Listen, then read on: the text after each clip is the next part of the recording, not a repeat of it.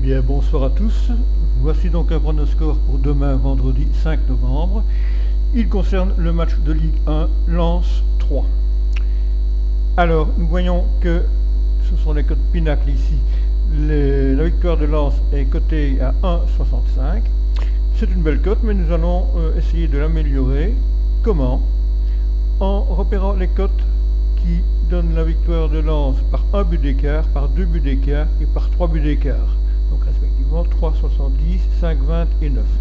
Nous laissons tomber les victoires de Lens par 4 buts d'écart et plus. Lens n'a jamais gagné depuis son retour en Ligue 1 par 4 buts d'écart ou plus.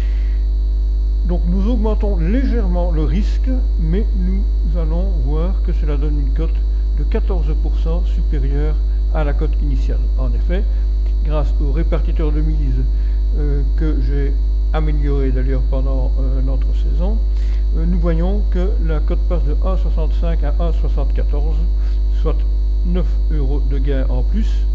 On gagnerait 74 € au lieu de 65. 9 € de plus sur 65, ça fait quand même 14% de plus, ce qui est tout à fait acceptable. Alors, vous allez vous demander pourquoi est-ce qu'il y a deux tableaux qui donnent les mêmes chiffres, avec un petit 100 ici sur le côté, dans le cas du deuxième tableau. Eh bien, c'est là que se situe l'amélioration de mon répartiteur de mise. Nous voyons que si nous tapons 0 au lieu de 100, eh bien, nous couvrons la victoire de Lens par 3 buts d'écart. Ce n'est pas si souvent que Lens gagne par 3 buts d'écart, et que la cote passe à 1,92 si Lens gagne par 1 but ou 2 buts d'écart. Par contre, si Lens gagne par 3 buts d'écart, eh bien, là, nous récupérons notre mise, nous ne gagnons rien, nous ne perdons rien.